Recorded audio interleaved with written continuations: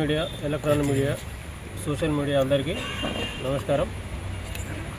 గత సంవత్సరం డిసెంబర్ మాసంలో 29వ తారీఖు నాడు సాయంత్రం 8 గంటలకి గోపాల్పూర్ ఏరియాలో కేయూసీ పోలీస్ స్టేషన్లో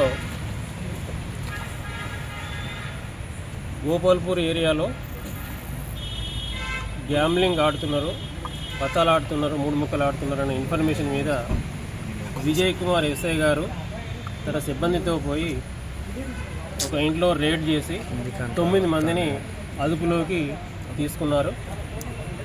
వారి వద్ద నుండి 1,86,020 రూపాయలు మరియు 4 వాహనాలు, 9 సెల్ ఫోన్లను రికవరీ చేసుకొని పోలీస్ స్టేషన్కి వచ్చి ఎస్హెచ్ఓ అయినటువంటి శ్రీకాంత్ ఎస్ఐ గారికి కంప్లైంట్ చేయడం జరిగింది.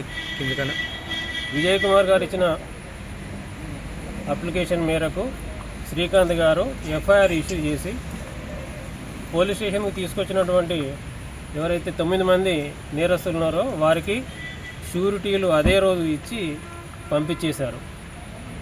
తర్వాత 2 డేస్కి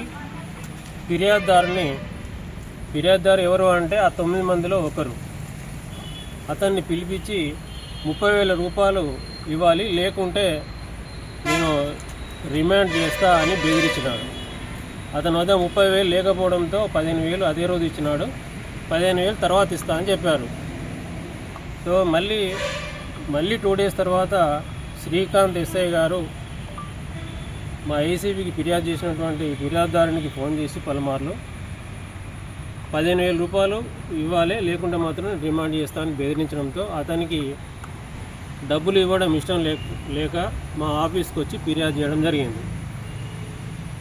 ఆయన ఫిర్యాదు మేరకు ఈరోజు కేయూ జంక్షన్లో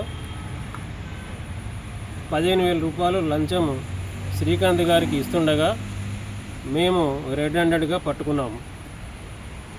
పోలీస్ వాహనంలో ఉండి శ్రీకాంత్ ఎస్ఐ గారు అతని డ్రైవర్ అయినటువంటి డ్రైవర్కి ఇవ్వమని చెప్పగా అతని డ్రైవర్కి అప్పచెప్పినాడు. అతని డ్రైవర్ని మరియు శ్రీకాంత్ ఎస్ఐ గారిని ఇద్దరిని అదుపులోకి తీసుకున్నాము.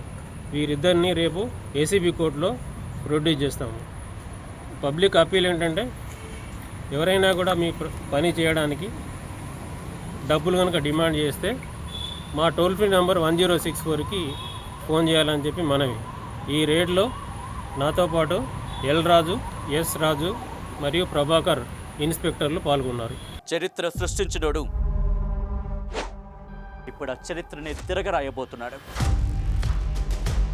అబద్ధాల గోడల్ని బద్దలు కొట్టి నిజాలను రాగా మీ ముందుంచబోతున్నాడు. నిజమైన వార్తల కోసం వెంటనే డౌన్లోడ్ చేసుకోండి రా యాప్ని.